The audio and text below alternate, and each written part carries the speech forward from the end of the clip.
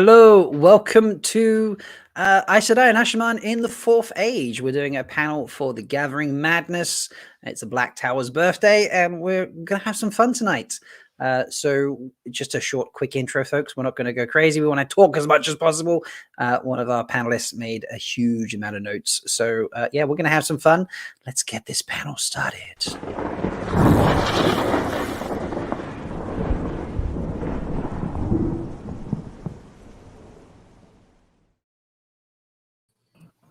Here is your panel.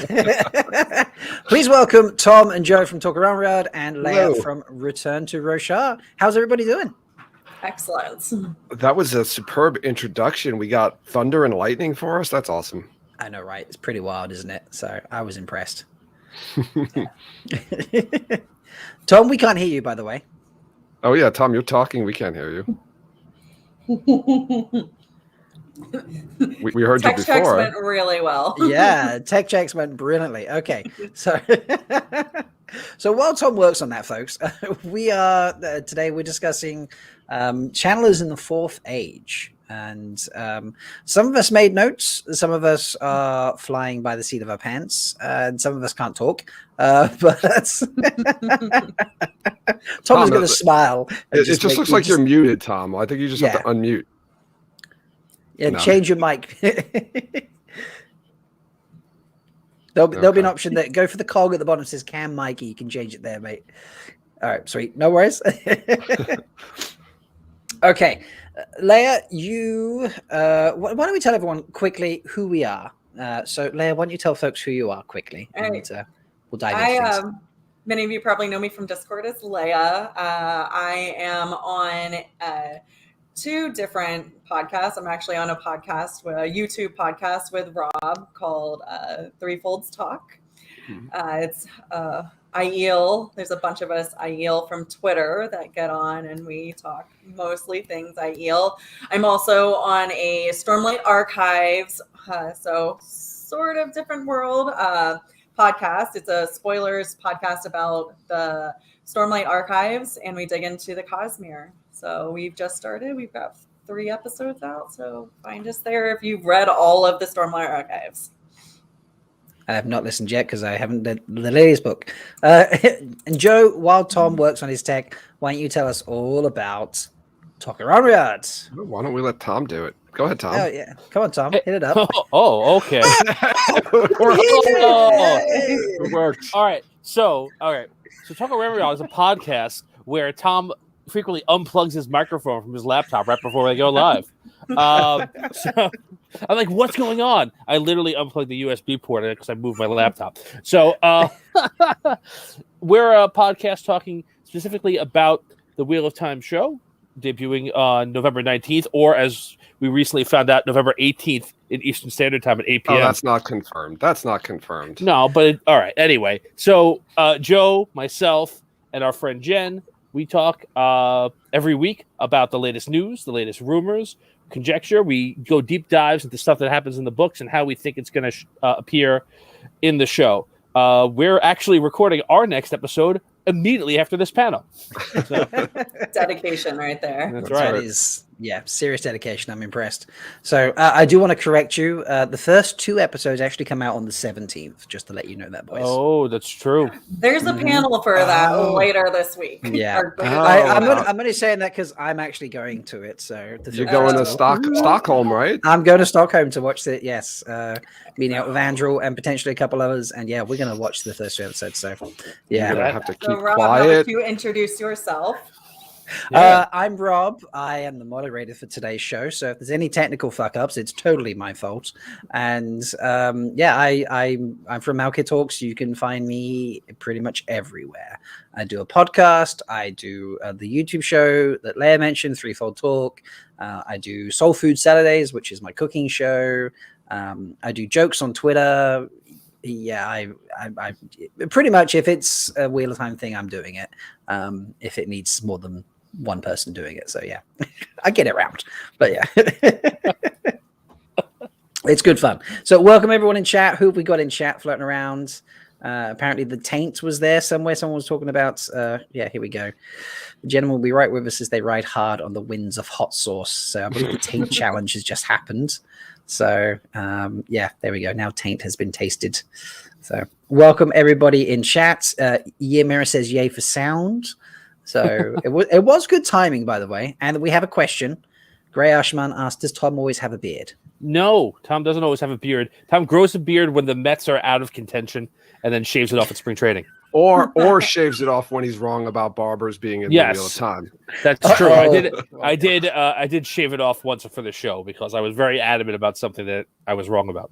Tom thought there was no barbers in the Wheel of Time, and then as Jen was rereading The Great Hunt, she found a scene where they specifically mentioned barbers, and Tom had to shave his beard.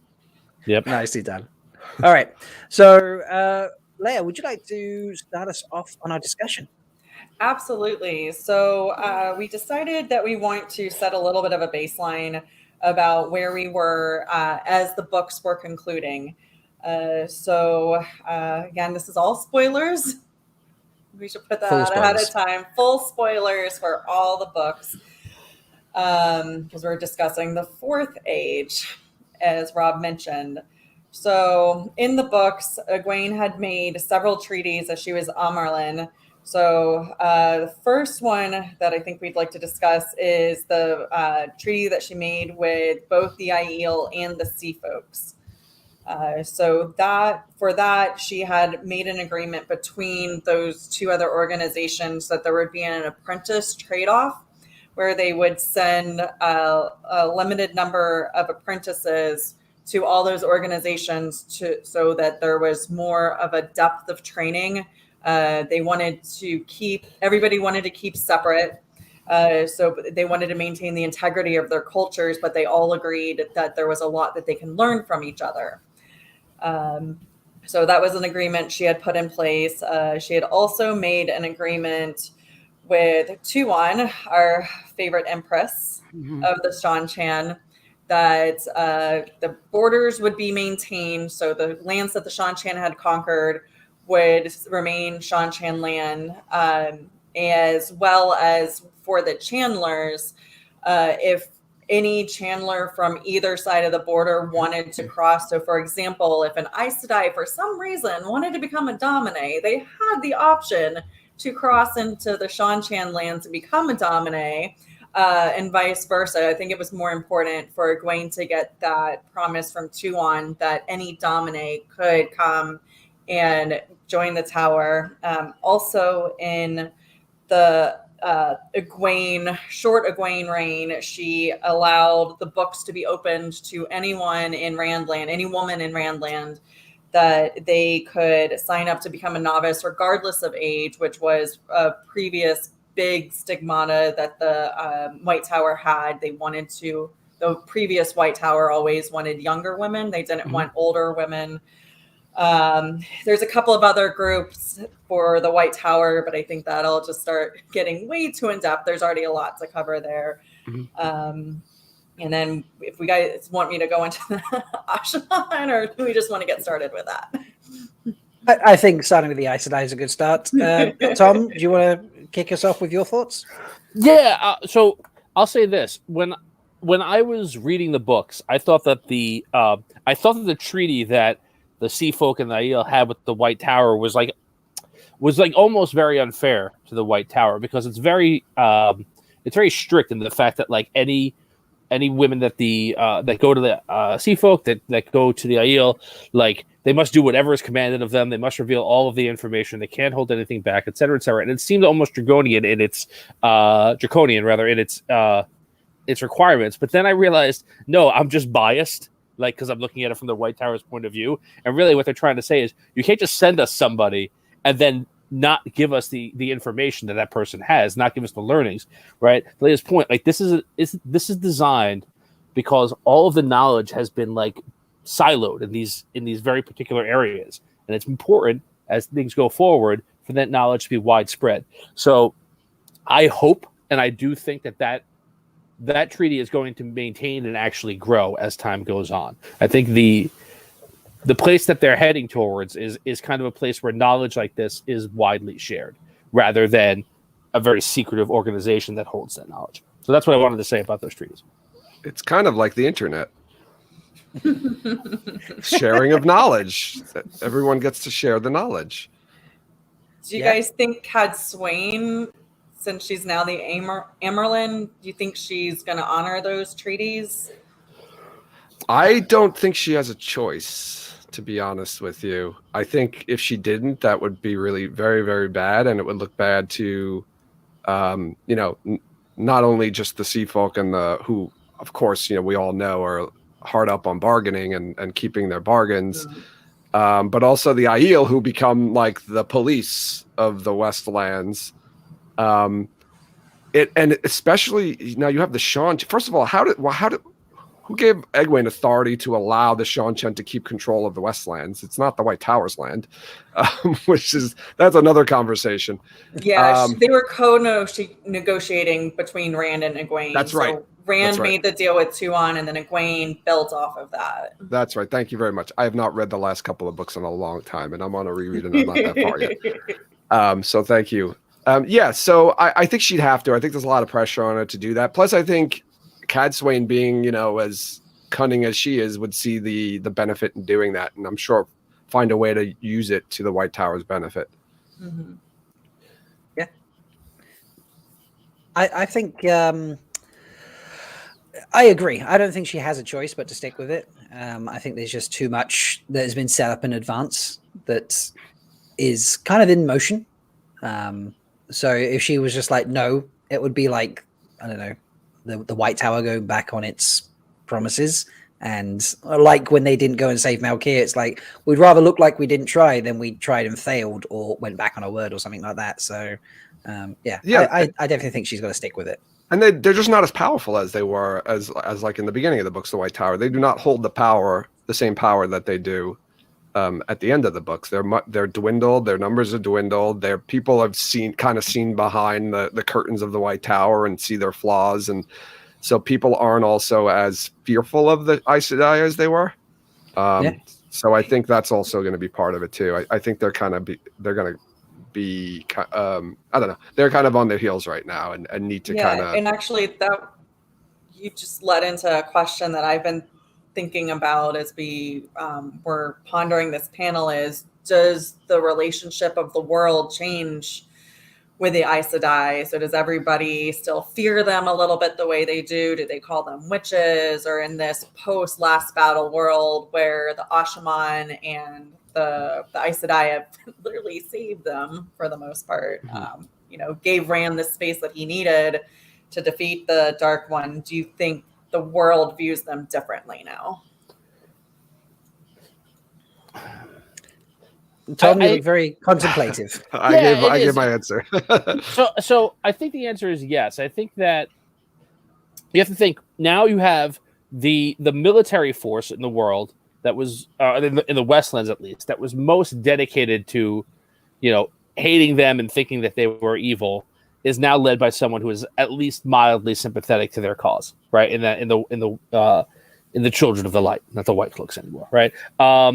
You have the Black Tower as a balance to them, who, and we'll talk about this a little bit later in the panel, I guess, but like at the end of that series, like the Black Tower is going around like doing person to person like human support, right? And like people are like thankful that they are there and see them as like forces of good. So to Joe's point, right, they are not the sole source of power in the Westlands anymore. Their power is diminished. Their numbers are diminished. The Black Aja purge happened. They realize internally, and people realize externally, that they're not what they thought they were. And there's other power sources here that have come up to kind of counter them. So I think that people will look at them differently in a positive light, and I think that they are going to be forced to deal with people differently because of the current situation in the world. I don't know. What do you think? You asked the question. Tom, what do you think? That's a good point. I think for a little while there's going to be the reduction, like there's going to be the gratefulness, but I think ultimately as people start rebuilding their lives and going back to whatever the new normal is, kind of like we are in this post-COVID world, our new normal, they're still going to ultimately revert back to some of their biases, especially if the tower doesn't change a lot of its patterns of behavior. So if they don't change the way they're associating with the world per se, if they just keep in their ajas and only talk to the royals, continue to attempt to manipulate people. So a question. I have a question, and I'm probably jumping ahead, although we really don't have much. We don't really have any order to this anyway. So thinking about this, I always kind of got the impression that we're gonna have almost like a new age of legends, because we have the taint is gone, so it might take some time, but we've already got Aes Sedai and Asha'man bonding each other. So I think there's going to be a lot more trust built that way, and I think we're going to get a lot more of the the male and female halves of the source working together, and they're going to be able to accomplish those great things that were only able to be accomplished during the Age of Legends before Sidene was tainted. So I'm kind of interested to see if there's going to be almost like an industrial revolution type era, right at the beginning of the Fourth Age, where there's just so many advances and changes and it over such a short period of time because of that. Rob, I felt like you were going to say something. I didn't want to cut you off. No, I was going to be like, Tom, what do you think? Is it what I was going to say? Tom, I know you always have a rebuttal to what Joe says. What's Tom going to say? It's been many, many years. We have that going. So I agree. And while this panel isn't involved in discussing specifically what's happening with the rest of the world, right? You do have universities that are propelling that industrial age forward.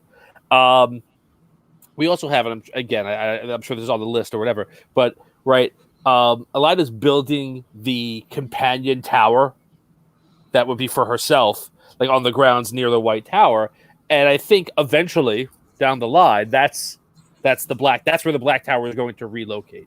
I do think that's. Oh, so you do think they're going to relocate from Andor up to Tar Valon? That's I think that there's to have a tower that's built that's equal to the White Tower, and at the same time have a force that's equal to the Aes Sedai, that in balance. I think it makes too much sense hundreds of years down the line. I'm not talking about next Tuesday.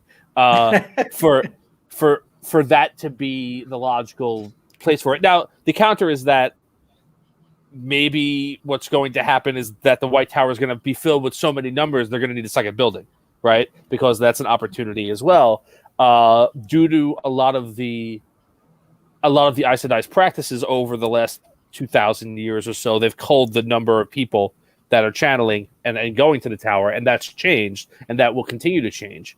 But do you think it'll be the Asha'man will just come over to the White Tower and visit every once in a while, maybe sleep over every once in a while. Then they'll start leaving toothbrushes and clothes there, and then eventually they'll just move on in.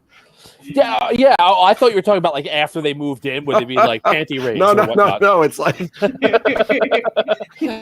the Almerlin asked them a This is X-rated here. You got you're here all the time. You got your stuff here. Why don't you just move in? There we go. Especially Adult with conversation the double bonding. So you feel that the relational change between Pavara and Andral. Andral. Oh, literally, we're just saying Andral. Yes, Andral. So when it completely changes the nature of their relationship into this very mutually respectful and almost the married for 30 years type love that they have for each other, because they're just naturally communicating. I wonder how much that natural double bonding that happens, if it happens, which I think is on our list of topics to talk about.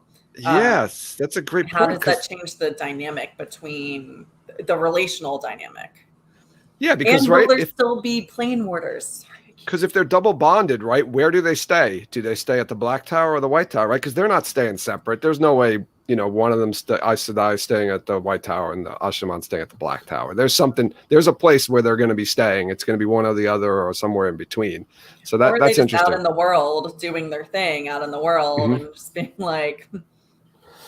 Yeah, I think. Right, sorry, Rob. I was going to say, Dana makes a good point in chat. We're traveling. Do you need to move the Black Tower? Here's the other thing about the Black Tower, right? The Black Tower, sure, technically it was started by Rand, but that's Taim's, right? And like, I don't know how many of the Asha'man that are left over are like, oh, you know where I want to go back? To that place where they're returning all of my buddies evil. Like, I really don't sleep well there. Destroyed it, didn't they? Right. When they were helping Logain escape, they basically tore the whole thing down. That's true. I mean, you could rebuild from the rubble, surely, make it something new. And the White Tower is severely broken right now because of the Shan attack. So both towers are physically destroyed, on top of the fact that the entire rest of the world is destroyed. So I guess that's something we could ponder is where are they physically going to be located? Do they just completely abandon their roots and co-locate somewhere else, separate and go somewhere else because they can travel? I wildly speculated on something like this on a podcast episode a long time ago with Jess from Amelin Study. We ended up in a very tangentially way deciding that the Black Tower would relocate to the Waste because they would find some kind of channeling agreement with the Wise Ones, because the White Tower would be like, no, we can't come and learn from you. That was kind of the route we took, and we joked that you'd get like the Black Tower in the Waste in effect, as opposed to... There is a lot of empty buildings in Viridian that are primed to be moved into. Well, didn't the Aiel already started moving into them, right? Because I think when they go back there's like a lot. I think it's when Aviendha goes back there, she sees like a lot of the buildings are now being occupied. And yeah, I think most of the military force from the Aiel had come across with Rand. So you had the Shido and then most of the other clans, but then all the rest of the culture started slowly moving into Viridian. But even then, I don't feel like there was, just my personal headcanon is there's not as many Aiel to fill Viridian, which was built to be a huge city. Relocating the white black tower, the gray tower, so to speak. Do we get a new name? To Viridian. That's Great minds think alike. Mentioning Gray, though, one of the things that you had jotted down, Leigh-a, was talking about the Ajahs and whether they continue to keep the Ajahs or not. And I thought that was a good question because that was something I never thought would go away. But thinking about it now, it's a possibility. And or do the Asha'man create something similar? Yeah, because the Asha'man have the ranks like the tower does. So you've got the novice and the soldier, and then the dedicated, and then the Asha'man and the Aes Sedai. So, but they don't have the differentiation in skills. Yeah, and it seems like that's like one thing that all the channeling groups have in common is they have like those tiers of like your apprenticeship and then leveling, moving up. That's the one thing that they all do share in common, I think. But yeah, the Aes Sedai are the only ones who have that kind of Ajah differentiation where they're kind of broken up into groups. None of the other groups have that. No, and I think that's something that gets broken. I think you're always you may have that, right? You may have still a yellow Ajah that goes out to heal, etc. But like in the Black Tower, they go, what are you good at? Well, we're going to make sure you practice and get even better at it. We're not going to say, well, you better be good at one of these 6 things because that's what we got. Right? Do you think when the Black Tower, 4th Age Black Tower is considering who bonds, do you think they base off of skill or emotional compatibility or both? I think it depends. I think it depends on the person, to be honest. I think it's what are you looking for? What are your preferences? By the way, Gray Asha'man made a great point in chat here. They're the only 2 Ajahs that need to pivot are green and red. There you go. You just brought it up. Now, I'm not so sure about green because I don't know. They're completely shadow spawn? Yeah, the green were focused on causes. The blue was the ones focused on the last battle. So other way. Other way? Yeah. Yes. That up. We screw that up. Yes. Edited in post. Edited in post. The blue and the green are the same. Edited in post. Yeah, thanks. But the red Ajah, what happens to them now? Well, Mandab says the red will be rebrand themselves as the police of all Ajahs. The internal affairs. Right. Yeah. And I think they is it Tarna? I think it's Tarna Fair. Or I'm not 100%, but there is somebody in the books who says like, "Hey, if this is true and the taint's cleansed, like we're gonna have to change what our main cause is." And like they like conjectures like we're gonna be the ones to work with the Asha'man. Like, we're gonna continue to be working with male channelers, but instead of gentling them, we're gonna be the ones to bond with them. Like we're gonna be the ones to work with them, and that's gonna be a huge tonal shift, right? For that different for that group. But a a lot of them got cleansed because a lot of them were black. Right. So. That's true. They did have a high percentage of their Ajahs black, so. And a lot of the Black Ajah, but they were also the largest Ajah too. So. This is true. Right, a lot of the Black Ajah still around. Right, they didn't necessarily die in the last battle, so maybe that's the Green's new cause, at least for a little while, is to hunt them down, to be like, oh, that's true. Or maybe the red shift to hunting down the Black Ajah. So a little close you to don't home. like that. It's a little close to home. Hunting down their own. It's internal affairs. They're hunting their own. It is internal affairs. Yep. It's true. It is internal affairs. There we go. This is what we keep saying. So, okay. I like the idea of maybe the Arjas staying. I always envisioned Fourth Age that the Arjas would actually, as opposed to, oh, we're Yellow Arja, we specialize in healing, but we don't actually go out and heal. That they would go out and you train up as an Aes Sedai, you choose the yellow. Okay, cool. You take 6 months every year and you go work in a hospital somewhere. You're the Battle Arja. Okay, cool. You go and you can't now because there's no blight, but you would have been in the borderlands. But perhaps you guard the border between the Shan lands and the non-Shan. Exactly. You man the border or something like that. You're great. Okay, you go work in a city. As all right, they kind of did that, but they would actually do their talents out in the world as opposed to train in the tower and then never leave. I think the Greys are going to be really important in the beginning, picking up the pieces and kind of keeping the peace and organizing all these broken nations and things. So I think the Grey are going to have their hands full probably out of all the Ajahs, maybe the Blue as well. But yeah, they're going to be busy for sure. Yeah. I do very much hope that they literally get off their high horse and start using more practical magic. Using their skills more practically in the world, because it's shown that they can do things that are beneficial, and society has shrunk. Like, just so many millions of people have just died, complete nations in ruin. So you almost would hope that the White Tower would play this crucial role in literally rebuilding the entirety of society. So with rebuilding comes birth. Do you think we're going to get more of, Aes Sedai actually like either, getting married, having children?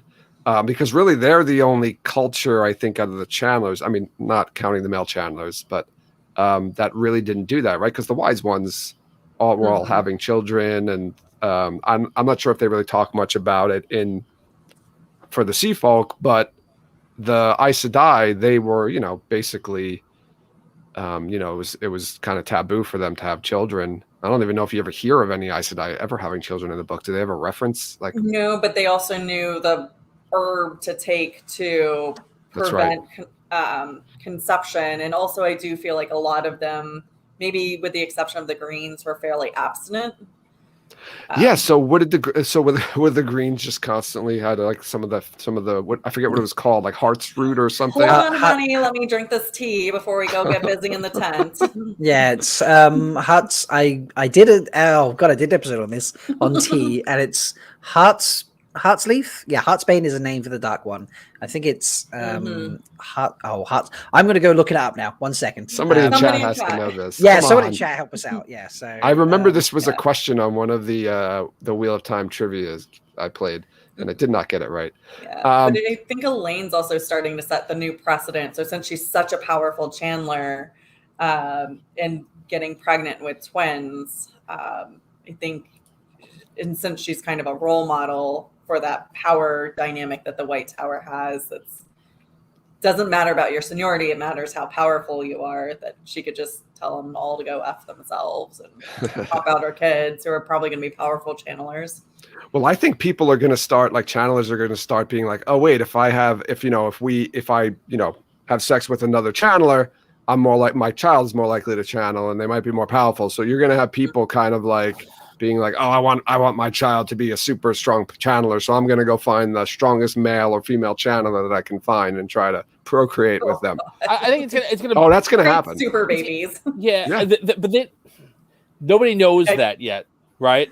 Nobody knows that. We know that as readers because, like Jordan's, like told us that it's a genetic trait. Oh, they'll find it out. They'll find it out. The Browns will find that. It'll take a little bit, right? Because nobody's purposely had a baby with a male channeler, right? So to know, like, it passes down for the father as well.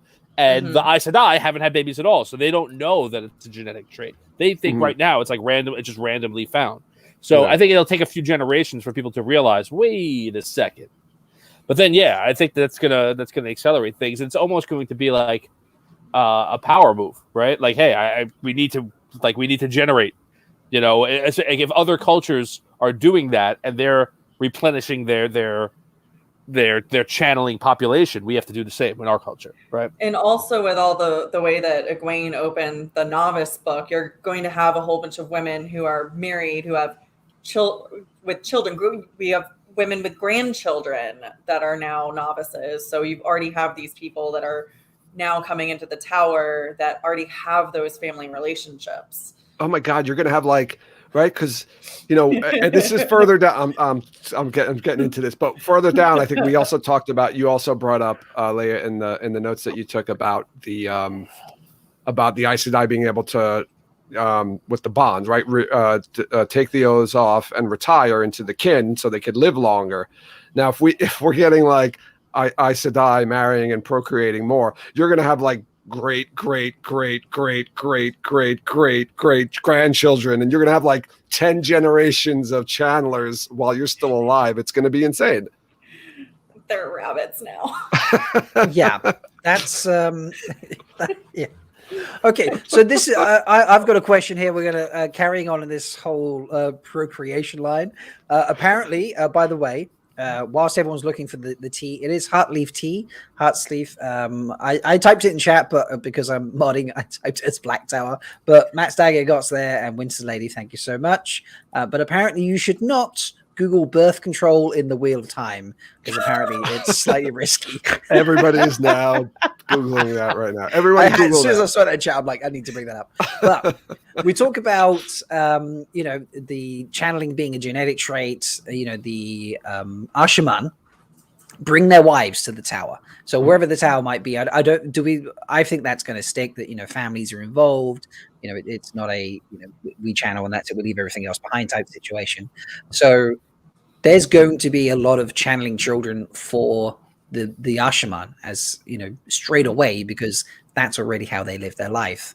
Do you think that's what the Browns will pick up on? Like, is this going to speed it up because someone's going to notice, hey, the Asha'man have a lot of children who channel, or we're getting a lot of Aes Sedai novices from the daughters of Asha'man.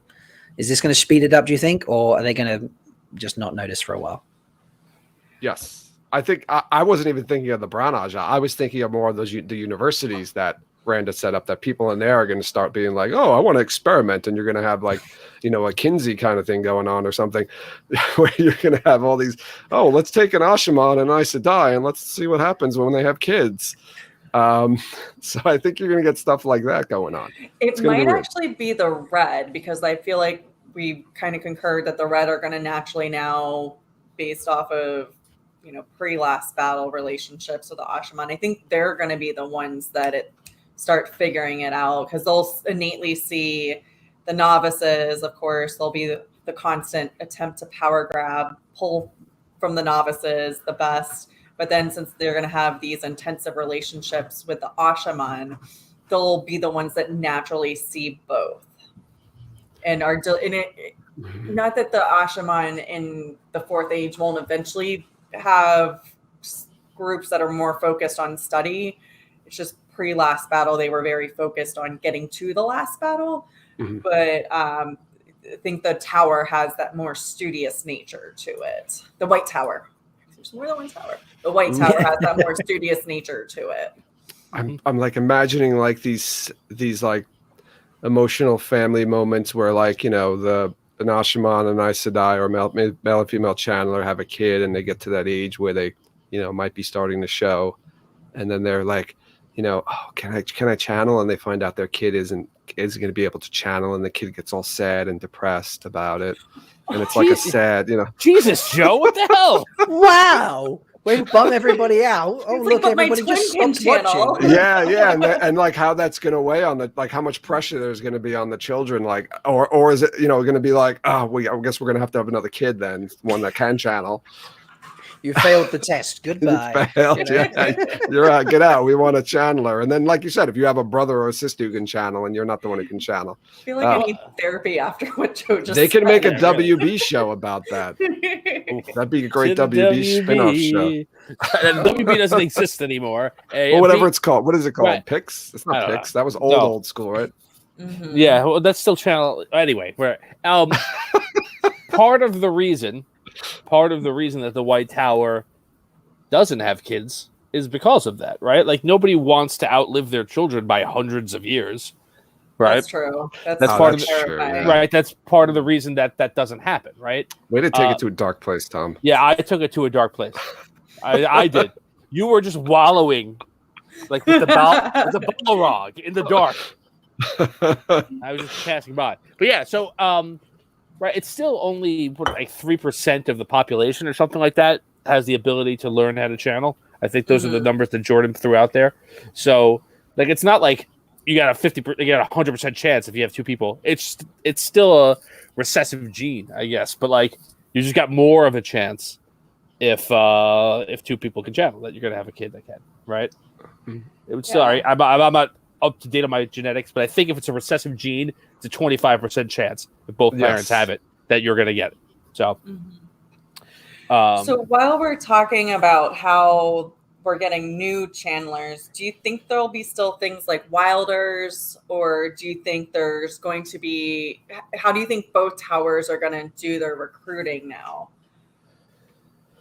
Because they had very different recruiting styles pre-last battle. You're reading my mind. I was going to pivot to that question afterwards. So I love this. Now you have to answer the question, Rob, since Leigh-a beat you to it. Oh, see, but I was going to ask the question, so I can prepare an answer. I think having initially the Aes Sedai will still be you've got to come to us type thing, but they keep the novice book maybe not open to everybody. They might just up the age limit and be like, okay, you can come to us if you're, 30 or 40 or something like that. Still, I think they might find a middle ground there. And because they've just had like 1,000 novices turn up, like they've got a lot on their hands. They're like, we don't need to keep getting hundreds of women turn up every month or week or whatever it might be. Like we've got 1,000 we need to sort out right now, and probably a third of them need to be raised to accepted. And they've got to learn all those rules, and we've got to open parts of the tower and such. Yeah. So I think they'll be very slow, and they might be like, okay, we'll keep the novice book open, but for a higher age, just so people can come and there's more opportunity to get people, but not actively search. I think the Asha'man would still actively search, not as intensively. They would probably just, when you're out traveling, seeing the world, helping the world rebuild, or just being part of the world, because I kind of felt that that's the way the Asha'man would end up going. They would be looking for people with the spark, or, letting people inquire and be like, well, we can test you, and, things of that nature. So that's kind of how I viewed their recruiting styles. Do you think the Asha'man, right, because they were recruiting and, you're right. I think there's going to be more passive recruiting from the Asha'man because male channelers are just going to flock to them now. People who think they can channel are just going to go. They know, because the taint is cleansed and the stigma is probably not 100% gone, but I think people are feeling a little more comfortable with them. They get a bump from the last battle, don't they? So They true. They're gonna ride that wave for a while. Yeah, they're gonna do some good things. They're gonna get like 100 years out of that sort of thing, surely. Like, yeah, okay, we saved the last battle. Like, or we were there, like fighting on the right side and such. So, yeah. But do you think their training methods are going to change? Because their training method was all right. we're coming to Black Tower. Every single thing you do, you're going to channel with, and we're going to push you as hard as you can, and you're just going to constantly channel, and all you're going to learn how to do is destroy and mess things up and break and smash things. So do you think that they're going to change that philosophy of how they train?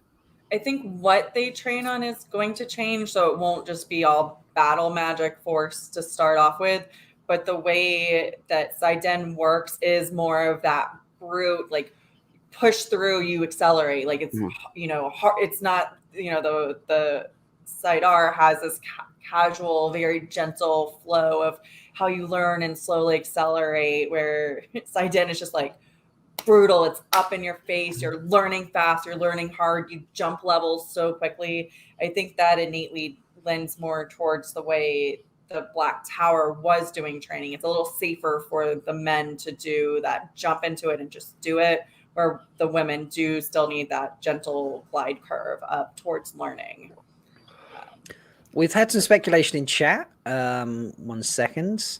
So obviously there's been points of like, there's very few places that actually go out and actively find their channelers.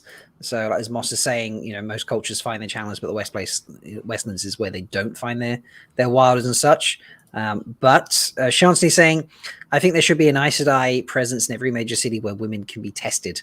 I do agree with that. I think I personally think the women are going to be much more active, seeing that big burst they got just off of Egwene opening the books. I think there's also going to be a lot of natural competition out there now. So women could potentially choose to go to that Aiel if that Aiel, for whatever reason, let them in. Same thing with the sea folk. So if these other cultures end up opening up their books, there's this competition about where women can go. So it would just be beneficial for the tower. Oh, I think we've lost Leigh-a there, Slay. In the last battle. Oh, am I there? No, I think you're back now. We caught you up. We caught up. Okay. Where did I cut off? There's potential. That's what you said. There's potential for. No, you're still freezing. I think I saw a profanity mouth there. You did. Tom, what are your thoughts here? While Leigh-a beats up her internet connection. All right. So, what I'll say is, I think that the Aes Sedai are going to have to go out and be more active in recruiting, because they're going to be having the Seanchan, who are definitely going to be going through everybody on their side of the continent to try and find possible Saldam and Damani, right? What I'm curious about is there's no counterpart for the Black Tower or male channelers doing anything in Seanchan. What is the Black Tower going to cross that border to try and get recruits? Are they going to have to negotiate something to get those people across? Because that's or is the Seanchan going to have to find a counter to that? Because otherwise they're going to be on the losing end of this power struggle, right? Right, because they can't. Right, the Adam doesn't work on male channelers. There needs to be a specific special one made for them. Right. And will they be able to find one or have someone who can create one? Because they're not going to be able to control the male channelers. So I wonder if there'll be some sort of internal, civil war. Do you think the male channelers who in Seanchan will rise up against the Damane and the Saldam, and there'll be some sort of internal battle? Or will they just flee and go to the just leave, go to the other part of the Westlands? That's true. They could leave as well, right? Yeah. Way to make it boring, Tom. Well, I was trying to make it exciting with a big battle between the male channelers and the Damane and the Saldam. Now you're just just leave. I was going to take it dark. The Seekers, I was going to say they are retasked, or part of them are retasked to finding out men who can channel, or men who think they can learn to channel, or something like that within the Seanchan society, and then to assassinate them all on the down low. I was going real dark with it. That's treacherous. Wow. Oh yeah.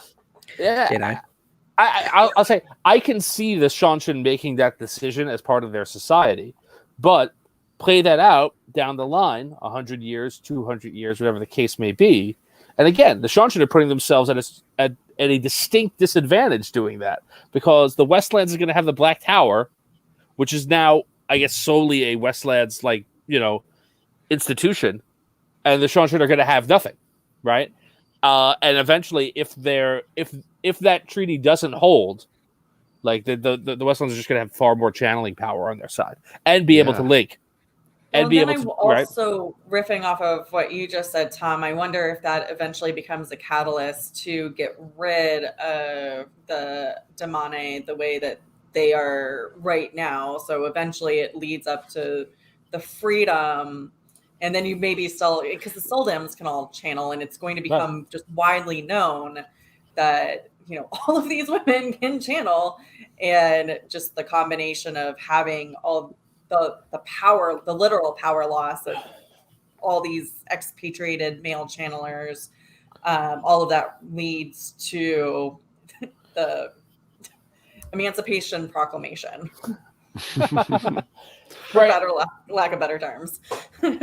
So it's interesting to me, right? We know that if Jordan had survived, like his intention at somewhere down the line was to write 3 like post-series novels. And who knows how long they would have actually ended up being, but about that and two on, like reconquering the Seanchan continent, right? That was the idea of it, right? So you have like that's something that he felt was like a story that he thought needed to be told or could be told, and you have that knowledge. Tuon knows before the series is over that she can channel. Like she knows that, and she's like, "Well, I choose not to, and that makes me okay, or whatever." But like, and I still choose to keep slaves. That's not going to last. Once she actually accidentally channels, she's going to be like, "I want some more of that." Yeah, right. I feel like almost. It's less interesting, but I feel like the dominoes have been set up for that to fall very rapidly, right? For the Sildam Domani kind of thing to just topple, and I wonder if that was his intention, because the way that the treaties are set up and the way that the structure is, as we talk about it here, I'm like, it's not sustainable. The Seanchan society being so close to a free society of channelers is not sustainable to me. Like to Joe's point, there's either going to be civil war or there's just going to be a mass exodus, and eventually, like they won't be powerful enough to keep their own territory. Yeah. These firings crossing the border and pulling from the Asha'man, and all of a sudden the Asha'man attack the Seanchan and completely kill the treaty. Yes, I want this book now. Yeah, it's going to be like, it's like many historical situations where, you've got the American Civil War, you've got India and Pakistan, you've got Palestine and Israel. It's not going to let. It's just waiting for some chaos to happen and some bad things to happen. But and I'm also thinking now, right? Because now the Westlands are the only real people that have some sort of organization with the male channelers. Like, are we going to get Aiel or Seafolk male channeling counterpart organizations popping up, or are they all just going to head towards the Black Tower? I think initially they'll probably start heading towards the Black Tower, but as the societies start rebuilding, they'll figure out the niches of where they can fit those in. So, you'll have male wind finders now, or, in wind air is much more of a female talent, but they'll be like maybe sea power or something that the men can do that's more beneficial. And they'll have, which is going to be really weird in the Aiel, but because you have the clan chiefs and the wise ones, they had their very clear lines of responsibility, but then creating this third power dynamic within the Aiel. And maybe eventually clan chiefs are only channelers at some point. So maybe they eventually just take over those higher ranks within the Aiel. I always envisioned it would be similar to the wise ones. So all who can channel are wise ones, but not all wise ones can channel. So for the male channelers, all male channelers become clan chiefs, but not all clan chiefs can channel. But there's not enough clans to have that, so there has to be another dynamic. I just thought you have to have male. But there's also like the steps, and there's male the wise steps ones, and the leaders of each society. So I do feel like there's enough leadership roles within, you You're talking to an Aiel here. Don't challenge. Wait, question, Rob. I have a question about something what you just said. Are all female channelers, do they all automatically become wise ones? Yes. Yep. Wow. Even if they don't like pass their apprenticeship and they're really crappy people and just don't. No, they all. I would say that they all become apprentices. Yes. Yeah. They might not all Okay. become, But and they the get wise taught to ones channel don't in the let you process. go. They don't let you go, so Yeah. they don't allow you to fail. So if you're going to become an apprentice, you're going to become a wise one. You don't fail your apprenticeship. You just be like Avienda in there unnecessarily long. Yeah. I had to bring that up. Blowhard. That is Yes. it's so apt that I have the adult humor banner floating across the screen right now. So witty and Yes, quippy. that's yeah. Oh man. Oh my god. That is crazy. Okay, so what role would we have for male channelers in the Aiel society? What could we do? I already gave my answer. Yeah, dude. Are they just like male wise ones? Are they like a counterpart of wise ones, but they're male? Or are they like? I could see them being sort of like their own sept. Ooh, are they a different society now? Or Like, society, they have to create an yeah. entire society. Yeah, Ooh, or I a like that. society, yeah. Something like that. Their own sept of society of just the male channelers, and they're kind of like one of the societies. Yes, you I like just that convinced idea. me. You just convinced me. I didn't really say that much, but okay. That works. That must have been good. That works. That's a neat solution that doesn't disrupt their society too much. Okay, right? quick. What would the society be called? Oh, I don't know. Come on. All right, Chat, chat. You guys come up with a name. Come on, Yeah, chat. chat, you gotta Chats come up while with we it. continue on to the next Yeah. conversation. Speaking Male- of chat, Hedsky has a good point. They would need to go to the Black Tower for starters because there's no male channelers to teach them. Right. Yeah, and I think that was getting back to my point is initially all the male channelers start coming to the Black Tower, but eventually the individual societies start naturally integrating and figuring it out because, you know, the Aiel probably don't want to go work with those wetlanders and the sea folk don't want to come on land. So I think it'll maybe take 10 years for the societies, the individual cultures to figure things out. Yeah. But meanwhile, they will be getting training. Chat, come up with your best name for the Aiel Male Channeler Society. So do you guys think that the Black Tower will kind of create the same type of deal that Egwene came up with? So as these individual cultures are pulling from their male channeler base and figuring out where the men fit within each relative culture, do you think there's going to be that trading of apprenticeships? No. I think Tom has something to say here. No, they don't have to. They have all the cards. They go either they come here or they don't get trained. That's it. That's their thing. And I think the Black Tower says we go there. Everyone's a member of the Black Tower, or that's it. Like there's no other option, right? Mm-hmm. They're going to. I think they're going, and it's part of their. I think, and we were all kind of in agreement with this for earlier conversation. Part of their mission is not to be centralized and you come to us and we're going to put somebody in each kingdom, like to advise the king, but we're out amongst the people. We're of the people. We're on the people. We have a Black Tower that's called the farm, right? Like, you know, like we like, and like, They're so all I part think of the CIA. no, but like they're much more salt of the earth, I guess, in their attitude, and I think that remains. And I think basically it's like they don't have to make a deal with anybody. They're gonna like the Black Tower's like they're gonna come anyway. If you don't let us take them, they're gonna run away and come to us. So let us take them, and then we'll send them back. And I think that is it. And I think that Logain has enough strength of will to resist anything else because he's like, what does he care, right? Yeah, I think they're also going to learn from the mistakes that the White Tower made, right? They're not going to. They're going to be like, we're not going to do what the White Tower did and kind of, silo ourselves, as Tom said before, and not let anybody in and kind of shun the other channelers.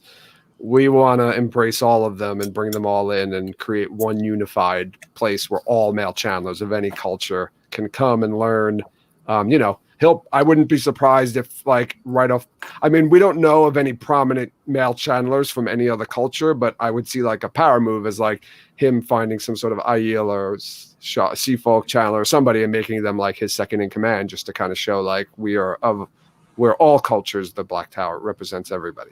Mm-hmm. Yeah, the only other male channelers societies were the Blights or the Sharans, and they were all bad guys at that point. Yeah. So they're pretty much all dead. So now are all the Sharans, I mean, the Sharan culture is pretty violent, pretty cruel and violent, but do you think all of the Sharans are bad? All the channelers are bad? Well, all the male channelers were probably pretty crazy. Were all essentially slaves, and then when Damodred went over and essentially took over as the king, they just fell in line so naturally behind what he was doing. Yeah.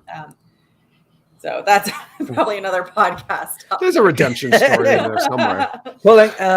Pulling back to the name of the society for a second, Matt Stagger has put a couple in. So start off with Tip of the Spear, or whatever the old tongue is for that. I'm like, okay, not bad. But Mace Markham was just like the lava bringers. Nice. Lava bringers. I like that. I feel like that's an Androl kind of thing as opposed to a Aiel thing. So, but I love the connection there. And then I actually like this next one from Matt Stagger, Dragon's Breath. Ooh, Nice. I do like that. Yeah. Very nice. I'm a Dragon's Breath. Oh, we got another one too. Thunder Knives. Thunder Knives. Oh, Ooh, okay. I do like that one also. Thunder Knives. That one's quite Thunder Knives. It's similar to Thunder Walkers, and you've got what are some of there's a knife one in there as well for one of the societies. So good names. Dragon's Breath is very cool, but Thunder Knives is also pretty impressive. So I like it. I think I'm gonna go with Dragon's Breath. I think I have to go Dragon's Breath. I'll hit up Pavara for what Dragon's Breath is in the old tongue, and we'll get that sorted. So Nice. I like that. So there's your first little tidbit from today, folks. But yeah, going back to how they would train everybody or why they would be out amongst the people. For me, when I first discussed this, it was a case of the Aiel, when they want something, they're not afraid to ask.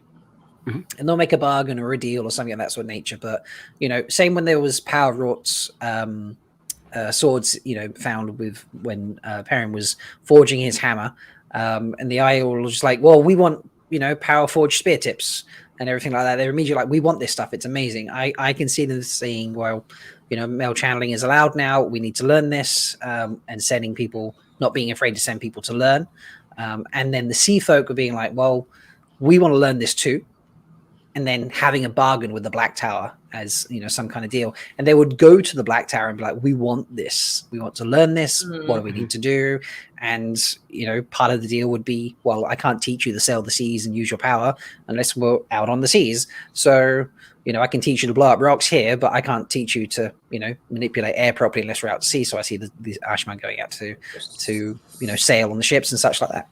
So it'd almost be like university style, where you've got universities and the individual colliges under them, and maybe that's what I was thinking of.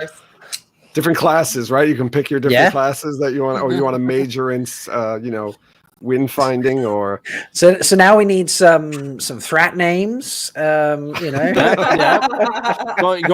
back. That's how they eventually break out into individual organizations, similar to the White Tower is based off of these university style teaching skills. So if you've got that magic or the medicine power, you go learn under the medicine-y people, and if you want to sail boats, you go to the sailboat, the Naval Academy, essentially. Right.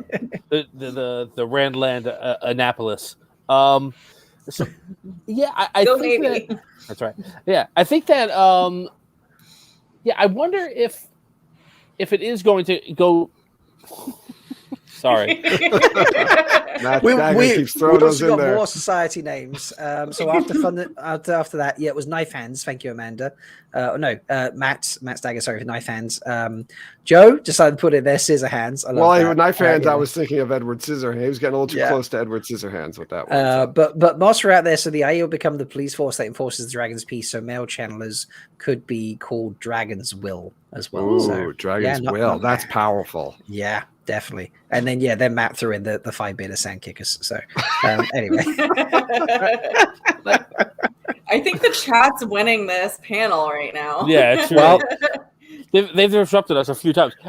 Let me ask, do you think that down the road, not immediately after, but as the fourth age progresses, that it gets more towards like an Age of Legends-esque where it's really just like very hyper-specific groups of expertise? So like not only are there wind finders, but there's deep sea wind finders versus like river wind finders, right? Literally like there are skills that are required to do something, and these are the Aes Sedai who know how to do that, or these are the channelers that know how to do that, whatever they're called. And like, I'm not talking about the first 100 years or even the first 500 years, but 1,000 years down the line, as like the society has, I guess, sufficiently evolved. Mm-hmm. I think that it's set up that it could be that way, but I don't know. Right? There's 4 more ages before we get back to the Age of Legends, right? So like it can't just be the Age of Legends again. 5 more ages. Right? 4, 5, yeah, right. So like it's got to be something a little different. It can't just be the same thing over again. So I'm not 100% sure on that. I'm just curious as to what your thoughts are, fellow panelists. Yeah, I think as the numbers grow, you're going to get more and more kind of niche and specialization. Like you said, like deep sea fishing wind finders, and surf fishing wind finders and fly fishing wind finders. Yeah, you're gonna get all of those. You're gonna get a lot more because as the numbers grow, that's just naturally going to happen, I think. And I do think that as the world evolves, and if we're saying that there's going to be some sort of like industrial type revolution happening, there's going to be new things happening, or new inventions and things like that didn't exist before, that are going to be able to either be created with the power or powered by the power. I remember in the Age of Legends there were things powered by the power, and things that were like kind of self-perpetuating, like that would kind of D&D artificer. So you're mixing those inventions with magic, and all of a sudden you create this whole crazy new thing. Yes, exactly. So I definitely think that's going to happen. But I'm not 100% sold on like an industrial revolution type thing happening. I'm not really sure about that part, but if it did, I would certainly assume so. I think there would be an industrial revolution, but not because of the magic casters. It would be because of the schools that Rand created, and there was all that creativity and invention. And I think that there's going to eventually become some mutually beneficial relationships that happen between those schools and the 2 towers. I think concurrently, I think the towers are going to start to innately work together. So that yin yang concept. And I do think that they'll probably, like the Browns, the brown type of people, and probably the whites will be heavily participating in Rand's academies. Cool. So Tom has thoughts. I saw that and I was like, oh, okay, I'm waiting for Tom. No, I want that to be true. That's the thing that the yellows are the things that annoy me the most about the White Tower as it currently exists in the books. The yellows are just out in the world healing people. Yes, but that's infuriating. The thing that annoys me the second most is that the browns and the whites aren't out there educating people. That all that knowledge is like secret almost. And that is really infuriating to me because it's not. And people have like come back to me like, well, that's how it was. And like, with the church in like the 1300s. I'm like, it's not the 1300s. It's like the 1800s. It's like the late 1700s, right? It's just without gunpowder. It's far advanced. There's cities. They can have universities. It shouldn't take Rand to set that up. And so I hope you're right. I don't like that's the biggest That's the That is philosophical change that the White Tower has to make. That is a really good question. Like, does the White Tower decides to share its library? Because it has the biggest library. Do they share that? Also, do they share the Angreal that have all those stores of Age of Legend libraries? Oh, the books, that, that Avienda and Elaine discovered. Yeah. I think in your first question there of sharing their knowledge, I think that comes down to a bit of just the Black Tower making them look bad. So they're very standoffish from the world. They sort of keep away. The Black Tower is going to be out there helping the world rebuild, as we've decided. I think they're going to be like, oh, Mel Chandlers are great. You hid from us. You're helping us. We'll hang out with you guys. And they're going to be like, well, we need to be out there. We need to be sharing. We need to be helping. And it's going to automatically lead to them sharing that out because, well, the Black Tower is doing all this, but they don't have the biggest library in the world. So we can share this out instead. And that's what people are going to come to us for. So I think there's going to be a bit of sort of social pressure there to make themselves be more, just make the public like them more, I suppose you might say. And that is a key thing they can share with the world that no one else has. As you say, they're the biggest library in the world. So Cadsuane doesn't come across as that type of person. So who among the White Tower? Okay, yeah, I'll definitely give you that one. Yeah, so I can't see Cadsuane doing that. But somebody, right, who's going to be her keeper? Who's going to be, right, a lot of the sitters are gone. Does the structure of the tower change? I think it comes down to who the sitters end up being. And Linda, I'd also like to give a shout out to the person I did basically almost all my research from, Linda from the 13th Depository. Thank you. You're amazing. Oh my God. That's so detailed and thorough in everything. So it made researching very easy. She did go out and list hypothetically based off of, because there's basically we know Cadsuane's Merlin. She did hypothesize that they would keep Sylviana as the keeper. And then there's a great article. I'm sure we could, send the link out to the Black Tower guys. If anybody wants to go in and do that research, like, a good brown that everybody here is.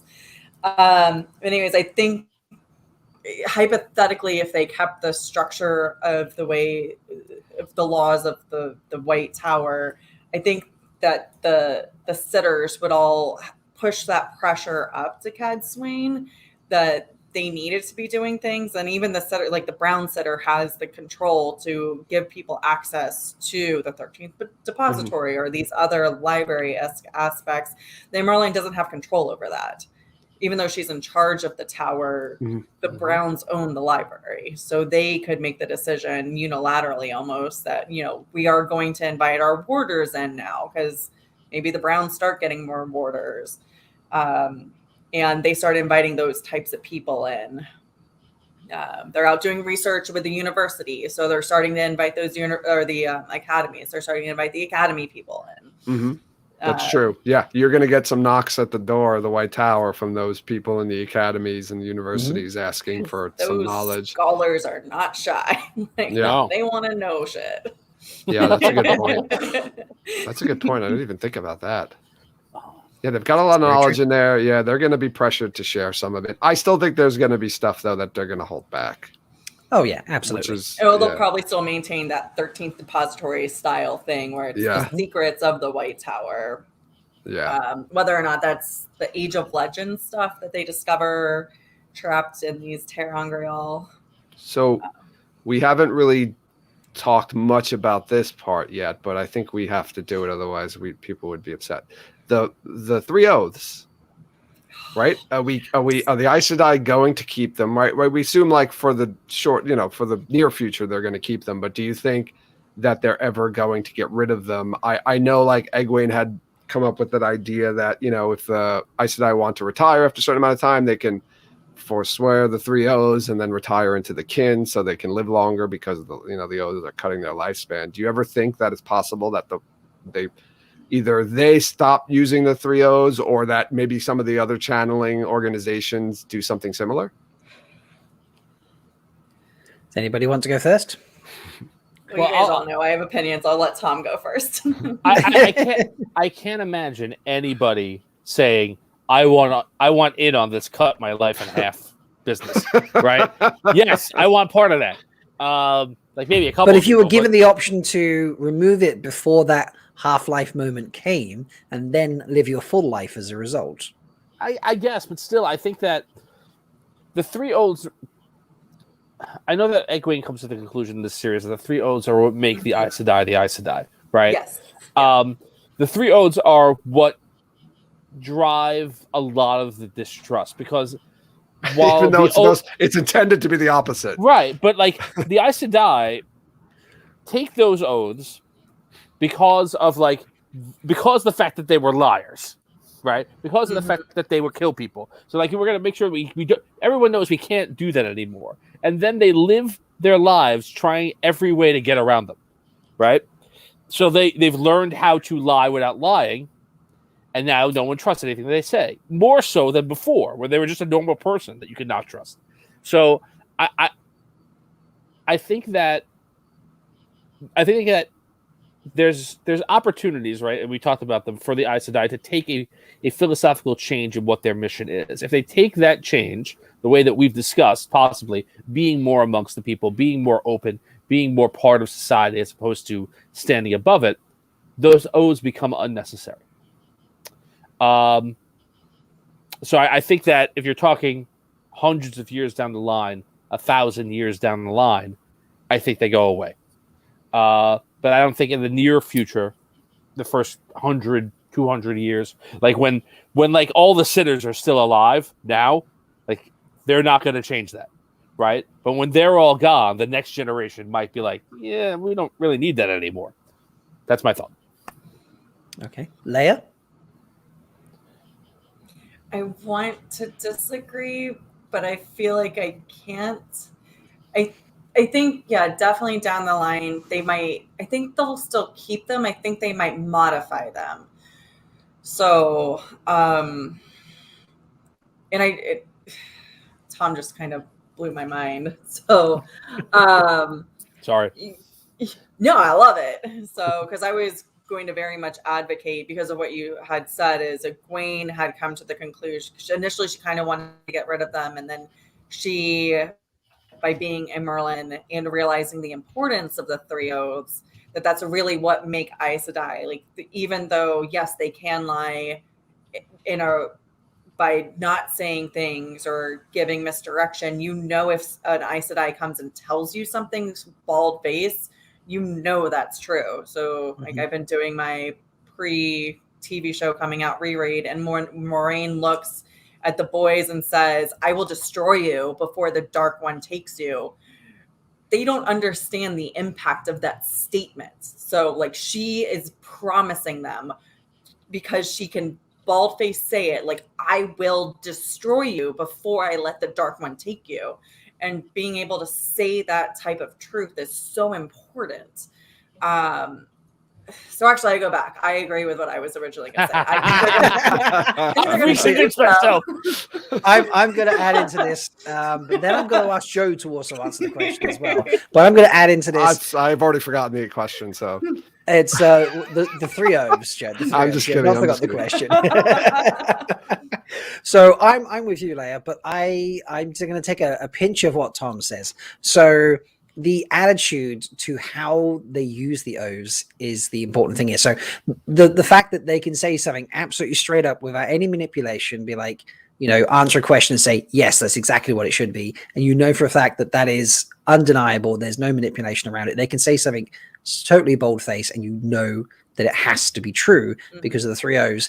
It's their attitude to the three oaths that's led to, well, we won't lie, but we'll find about how we can word things so you hear what you want to hear, but we're actually saying something else.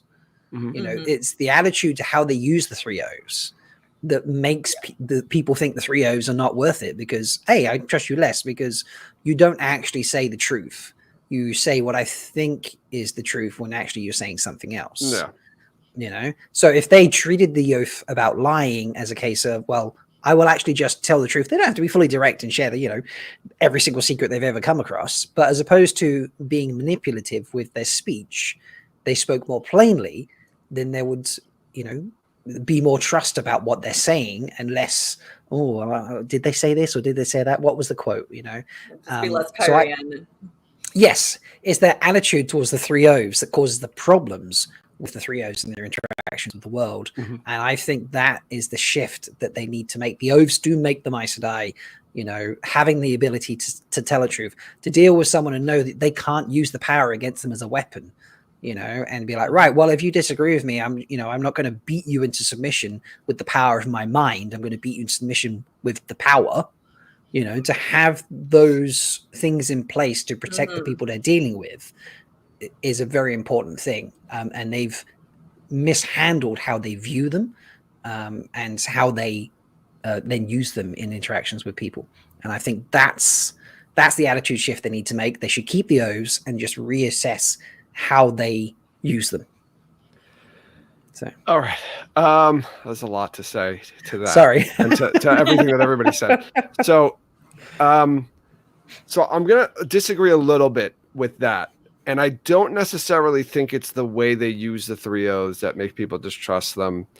I think that's more of like a kind of like a sensationalism of it. I think it's more to do with their isolation and their secrecy more than anything else, and the way they're not among the people as we described as the Asha'man are. They're very secret. They're secret of society. They're aloof. And then they can wield magic, right? So I want to counter then with a question about, whether the Aes Sedai keep the three O's or get rid of them. What if they create new oaths that kind of cut off those loopholes of the lying? I don't know if that's possible, but what if they change the O's around to kind of make them a little bit more trusting? I do need to be a little muddy now. You still haven't answered the question. Like, do you think they keep them? Like, you're asking another question here, Joe.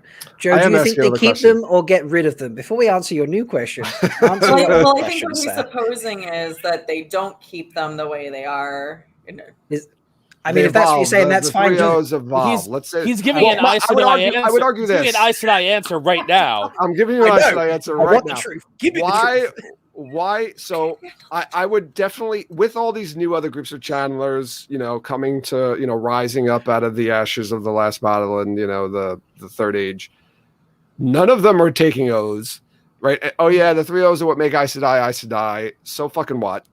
All these other groups of channelers are not taking O's, and we're the only ones doing it. Why are we still constricting ourselves or binding ourselves to these three O's? Oh, we're Aes Sedai. Well, people really didn't like Aes Sedai so much. Let's try to rebrand ourselves and take off the three O's or come up with new O's. I would get rid of them, to be honest with you. If I was Aes Sedai, I would vote against getting for getting rid of them. 1000% disagree with you. Oh, so okay. I'm going back to Dumai's Wells and how much horrific damage the Asha'man did, and just like the complete and utter destruction, regardless of rules of war and all of that. I actually think eventually the Asha'man will adopt their own version of the three O's. Do you think Logain's gonna ask the Asha'man to swear oaths? No, I think this is going to be, since we're going further down the road potentially, so a couple hundred years, so maybe after Logain passes or is no longer it's going to be a long time because he's not sworn the oaths. He's going to be around for 500-600 years. Yeah. So, but I think eventually, and I think maybe like as Logain gains hundreds of years of wisdom and also knowing everything that has happened, he wasn't at Dumai's Wells, but he also knows the complete and utter destruction and also the innate mistrust that is possibly going to come back from male channels, regardless. People may not believe that that Sidon has been cleansed. So maybe that's what they do as a counter, is like, okay, we need to adopt the different O's. I definitely think that the Asha'man would do something completely and utterly different, but that is more tailored towards getting the general populace to trust them more. Mm-hmm. There's going to be those people who still refuse to believe that the taint is cleansed, right? Like like flat earthers or something like that. They're going to be anti-tainters, or what do you want to call them? and taints. And Tainta? Chat, this is your Chat, job. help. Back Chat, to you, come on. chat. Back to you, chat. Yeah, there we go. Back to you, chat. What are the group of people who refuse to believe that the taint is cleansed? What do we call them? What are they going to be called in the fourth age? All right, so we've got. I'm literally not going to be able to handle this. we've got about we got like, I don't know, 8 or 9 minutes left on the panel. Do we want to? Is there a particular topic anyone wants to like delve into in these last 10 minutes, basically? I want to say one thing.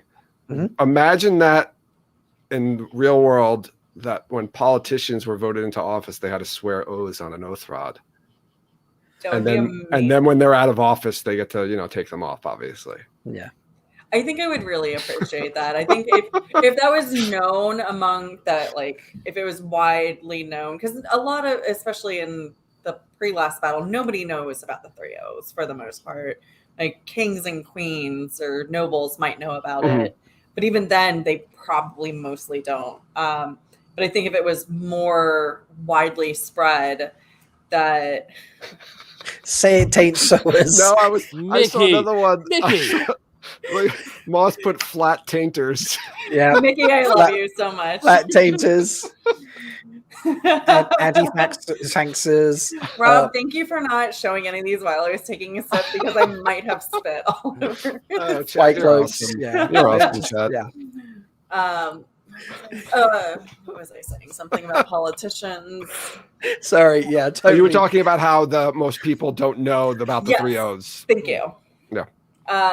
So most people don't know about that. So I feel like if the White Tower does a good PR job, they need to hire an entire PR crew and go out and let folks know a little bit more about them and say, we have these 3 oaths. And then that maybe might help. And then they need an HR group to get them to change their behaviors, and they need lots of therapy. That being said, if this is more widely renowned, like with the politicians, if it's well known, it might cause people to react to them better. Yeah. Yeah, that could be it. It could just be more about spreading the news of the 3 oaths, so people, right? Because you're right. It's like almost like a myth to people. It's like, we don't really know. The White Tower really enjoyed, honestly. It was like a very narcissistic view that they had. It's like, yes, we're so above and beyond everyone, and like nobody knows about us. And we are so mysterious. So do you think any of the other societies, I don't think we ever got to answer the question that I asked when my answer to your question. I did answer, I think the Black Tower does. I don't think anybody else will, because it's culturally not on par with them. So especially if the White Tower and maybe eventually the Black Tower has something like help me with words, the Ebidar chicks. The kin? Knitting circle. The kin? The kin. Yeah. Kin, yes.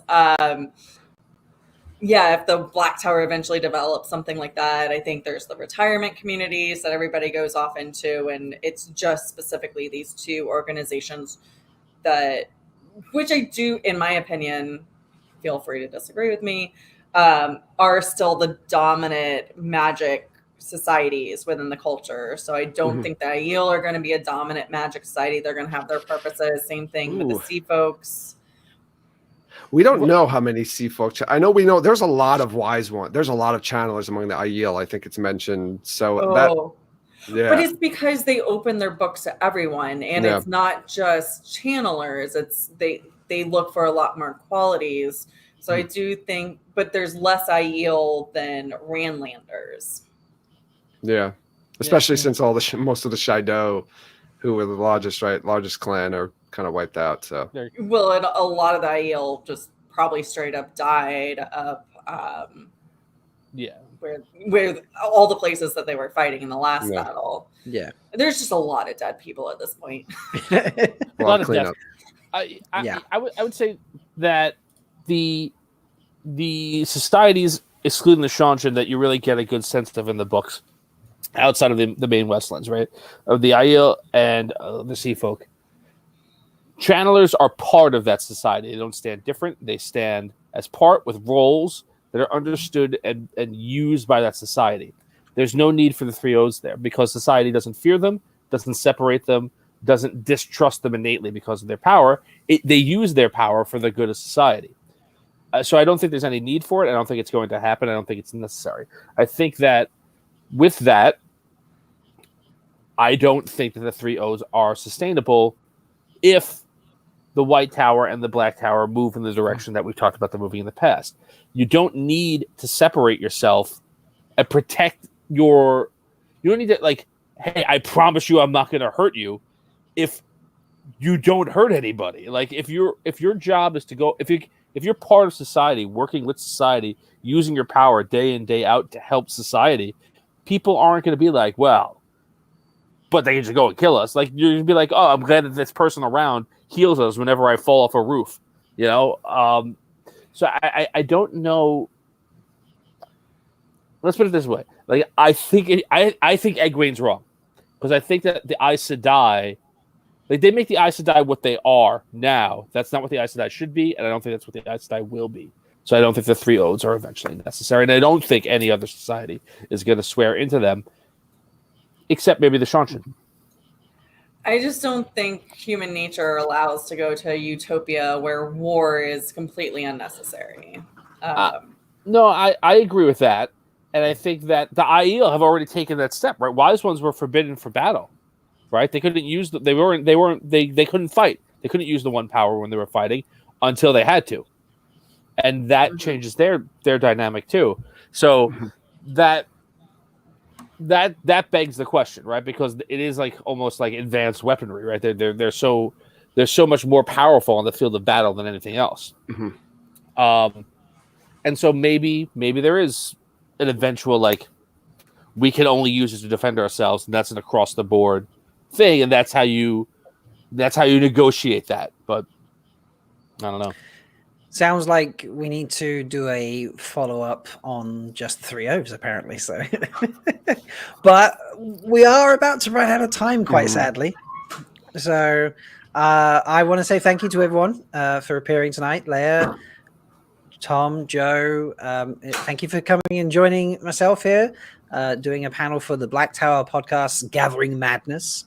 The boys are doing a live podcast recording next, folks, and that is happening in the Discord server for everybody, and anybody can join in. There's a Zoom link in there, so if you're not in the Discord server, I'm putting a link in chat right now, so you can go hop over there, join, and then look for the Gathering Madness, and you will be able to find the link to the Zoom. You can watch the boys, no doubt, in a tainty manner, record their episode for tonight. And they don't need to worry about, internet crashing, Andrew, because you're all three of you together there. So, well, maybe for the Zoom. So, thank you, chat, for your commitments to helping us with naming things. That's been much appreciated. Please go like and subscribe to the Black Tower podcast and everyone else in chat. All the links are in the description. Check out the podcasts because they're all great. Although I know Leia's is great because of the amount of notes she made for this panel. So I've no doubt the podcast is great. But because I haven't read the latest Stormlight book, I'm like, I can't start yet. I'm going to get spoilers. I don't want spoilers. We all love spoilers here. So, yes. And I hope the Black Tower guys have fun for the rest of the weekend. Yeah, definitely. That are there with them live. Thank you for inviting us, guys. Yeah, Yes, definitely. Thank you so much. It is.